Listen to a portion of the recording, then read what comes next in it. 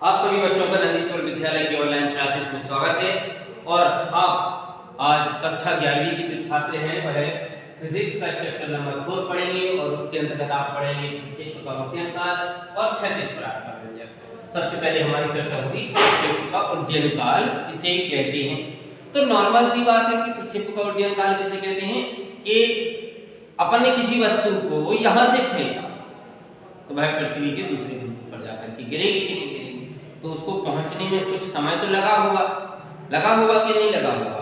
अब अगर हम डेफिनेशन के रूप में बात करें तो डेफिनेशन सिर्फ ये बात कहती है, आपसे थोड़ा समझने की देर है कि अगर हम पृथ्वी के किसी बिंदु से किसी वस्तु को फेंकते हैं तो उस वस्तु को अधिकतम ऊंचाई तक जाने में और पुनः उसी बिंदु से पृथ्वी के किसी अन्य बिंदु तक पहुंचने में जो समय लगता है वह क्या कहलाता है, उसका प्रक्षेप का उद्यनकाल कहलाता है।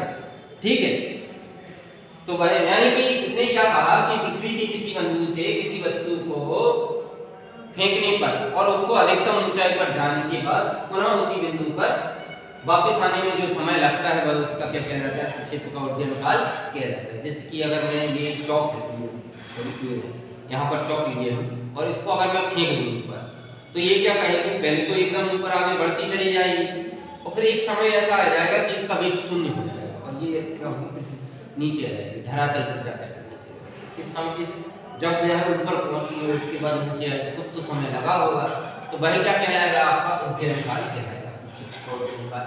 अब हम इसके बारे में करते हैं कि क्षेत्र का उद्यनकाल का हम जल्दी निकालते हैं। माना कोई वस्तु है, उसको क्षैतिज से फेंका जाता है, तो जब वह फेंका जाता है तो अधिकतम ऊंचाई पर जाकर के वापस लौट के आता है। कहने का मतलब ये कोई वस्तु है वो यहाँ तक गई और फिर पुनः यहाँ पर वापस आ गई। तो आप जानते हैं इस स्थिति में विस्थापन क्या होगा, आपका विस्थापन कैसा हो जाएगा, शून्य हो जाएगा। तो चूंकि यहाँ पर हम क्या ले लेंगे, y बराबर क्या ले लेंगे, 0 ले लेंगे। अब मैंने आपको जब प्रक्षेप के पथ का समीकरण पढ़ाया था तब मैंने क्या किया था कि जो आपका प्रक्षेप का वेग जो थीटा था उसको अपन ने दो घटकों में लिया था। एक तो अपना था क्षैतिज घटक और एक था अपना ऊर्ध्वाधर घटक। तो जो अपनी गति हो रही है वह कैसी हो रही है, ऊर्ध्वाधर में हो रही है। तो यहाँ पर अपन क्या लेंगे, ऊर्ध्वाधर घटक लेंगे। ठीक है, तो u/t हो रहा है। ठीक है, और अपन ने मान लिया कि उसका जो समय है बस उसको कैपिटल T समय लग गया, तो यानी स्मॉल t बराबर t हो गया और y बराबर 0 और a/t माइनस। जैसे यार मैंने आपको बताया था जो गुरुत्वीय त्वरण होता है वो पृथ्वी से ऊपर जाने पर और पृथ्वी से नीचे जाने पर कैसा होता है, माइनस होता है। तो यहाँ पर आपका माइनस t हो जाएगा। इसके बाद क्या जानते हैं कि गति का द्वितीय समीकरण का अपन यहाँ पर इस प्रयोग करेंगे, s बराबर vt प्लस v/2।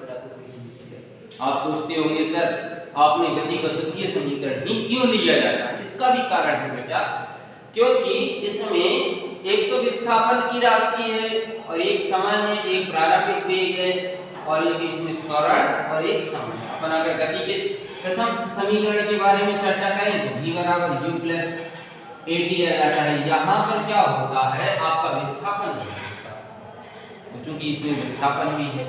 और तृतीय की बात करें तो v² बराबर u² प्लस 2as। इसमें समय नहीं होता, परंतु इसमें हमें अंतिम वेग को छोड़कर के सभी राशियां प्राप्त हो जाती हैं। क्योंकि यहाँ पर हम प्रारंभिक वेग से गणना करते हैं और अंतिम वेग को शून्य रखा जाता है, तो अंतिम वेग का हमारा महत्व ही घट जाता है, इसलिए हम प्रत्येक समीकरण करते हैं। तो यहाँ पर s बराबर विस्थापन y है, प्रारंभिक वेग अपना u(i) है, समय t है, 1/2 माइनस अपन ने मान रख दिया जी। तो देखिए प्लस माइनस माइनस हो गया तो 1/2 gt² और यहाँ पर u sin थीटा t आ गया और अपना विस्थापन शून्य हो गया। तो अपन ने क्या किया, 1/2 माइनस 1/2 gt² को यहाँ पर लाया तो ये सीधे होगा। देखिए यहाँ पर t² था, यहाँ पर t था, तो t से t² से t कैंसिल हो गया, यहाँ पर t बचेगा, यहाँ पर क्या बचेगा, u sin थीटा। अब क्या होता है कि ये जो आपका t अकेला अपन छोड़ देंगे, क्यों छोड़ देंगे, क्योंकि यहाँ पर अपन उद्यनकाल के लिए व्यंजक ज्ञात कर रहे हैं। तो दो भाग में है तो गुणा में और g गुणा में है तो भाग में, तो t बराबर निकला 2u sin थीटा/g। इन व्यंजकों के जो लास्ट पॉइंट आते हैं बेटा इनको हमेशा ध्यान रखना। क्यों ध्यान रखना, कारण ये होता है जो आपका लास्ट का जो कभी-कभी जोड़ने मिलाने में आ जाता है तो ये ध्यान रखना पड़ता है विशेष, जोड़ियां मिलानी में आ जाता है, ओटियों में आ जाता है, तो वहां पर भी विशेष रूप से याद रखना सूत्र को बिल्कुल, ठीक है कंठा से। इसके बाद आता है अपना क्षैतिज परास। सब में पहले ये बात करते हैं कि क्षैतिज परास किसे कहते हैं। तो क्या होता है कि जब कोई प्रक्षेप की वस्तु को अपन उड्डयन काल में ऐसे खींचते हैं इस प्रकार से, तो वो क्षैतिज दूरी भी तय करता है। क्या करता है? क्षैतिज दूरी, यानी कि ये वाली दूरी भी तय करता है। इसको क्या कहते हैं? रेंज। अब कहते हैं आप टीवियों में समाचार सुनते होंगे कि बेटा इसकी रेंज कितनी है, कितनी दूरी तक जा सकता है, मतलब वो क्षैतिज दूरी कितनी तय कर देगा, वो उसकी रेंज होती है, ठीक है। तो आर मतलब यहाँ पर रेंज आ जाता है। तो क्षैतिज परास किसे कहते हैं? तो अपने उड्डयन काल में प्रक्षेप्य वस्तु द्वारा तय की गई जो दूरी होती है उसको अपन क्या कहते हैं? क्षैतिज परास कहते हैं। इसके बाद क्या आता है कि क्षैतिज परास का सूत्र क्या होगा? क्षैतिज वेग गुणित उड्डयन काल। तो अपन ने क्या किया कि क्षैतिज परास बराबर क्या हो जाएगा? क्षैतिज वेग गुणित उड्डयन काल हो जाएगा। तो क्षैतिज परास को अपन ने कैपिटल आर से प्रदर्शित करते हैं क्षैतिज वेग। तो आपको क्या जानते हैं, जब अपन ने घटकों में विभाजित किया था तब क्या हो जाता है? ये u cos थीटा आ जाता है। तो यहाँ पर अपना ये u cos थीटा है, तो यहाँ पर अपन ने क्षैतिज वेग में रख दिया। उड्डयन काल का व्यंजक देखो बेटा, अपन ने यहाँ पर निकाला। क्या निकाला था? उड्डयन। मैंने आपसे कहा था याद रखना इसको। तो अपन सीधा क्या करेंगे? उड्डयन काल का व्यंजक होता है 2u sin थीटा अपन g। तो अपन ने यहाँ पर 2u sin थीटा अपन g रख दिया। तो r बराबर क्या हो गया? u का u में गुणा हुआ तो ये u स्क्वायर, ये 2 sin थीटा है। 2 को अपन ने क्या किया? यहीं पर। अब आप क्या जानते हैं? 2 sin theta into cos theta का मतलब होता है sin 2 थीटा का सूत्र होता है। तो ये अपना r बराबर u स्क्वायर sin 2 थीटा अपन g, ये आपका रेंज का सूत्र यानी कि क्षैतिज परास का सूत्र। अब बात होती है कि वस्तु अपन ने, जैसे कि कोई वस्तु है, कोई एक निश्चित वेग दे है, तो अपन उसको कितने एंगल से फेंकेंगे कि वह अधिकतम दूरी प्राप्त कर ले। जैसे कि अगर 90 डिग्री का एंगल दे दिया तो क्या होगा? वो अधिकतम ऊंचाई तक जाएगी मगर अधिकतम दूरी तक नहीं जाएगी।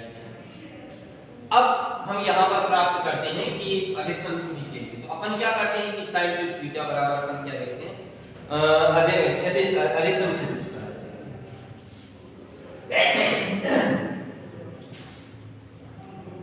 अधिकतम क्षैतिज परास। तो सीधी सी बात है, अधिकतम क्षैतिज परास क्या हो जाती है अपनी? sin 2 theta. अब आप जानते हैं अधिकतम जो मान होता है, मैंने आपको बताया था कि जो मान होते हैं sin theta, cos theta, tan theta, उनके मान जो होते हैं -1 से +1 के बीच में दोलन करते हैं। तो यहाँ पर sin थीटा के मान कहाँ से कहाँ के बीच में दोलन करते हैं?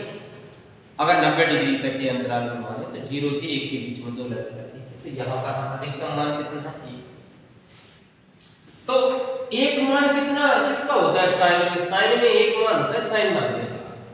तो अपन क्या लिख सकते हैं? sin मान लिख सकते हैं। तो ये sin 2 थीटा। अब आप देखते हैं sin से sin कैंसिल हो गया, ठीक है। जब अपना sin से sin कैंसिल हो गया तो 2 थीटा बराबर 90 डिग्री। तो थीटा बराबर कितना हो जाएगा? 90/2, यानी कि थीटा बराबर निकलेगा 45 डिग्री का। यानी कि अगर अपन किसी वस्तु को 45 डिग्री के एंगल से फेंकें तो क्या होता है? वह अधिकतम दूरी तक जाएगा और उस मार्ग को तय कर लेगा अधिकतम दूरी तक। इससे ज्यादा वह दूरी तय नहीं कर पाएगा। कोई सा भी आप चीजें देखें, अगर आपको कोई पानी निकालना है, ध्यान रखना वो हमेशा, अगर आपको तेज रफ्तार चाहिए, उसकी अधिकतम दूरी चाहिए, तो आप उसकी पेन 45 डिग्री एंगल पर ही छेद करेंगे ताकि वह अधिकतम दूरी तक जाए। ऐसे ही किसी वस्तु को फेंकना है तो 45 डिग्री एंगल पर जाएंगे। और ये यहाँ पर आपका क्षैतिज परास का जो व्यंजक है वो कंप्लीट होता है।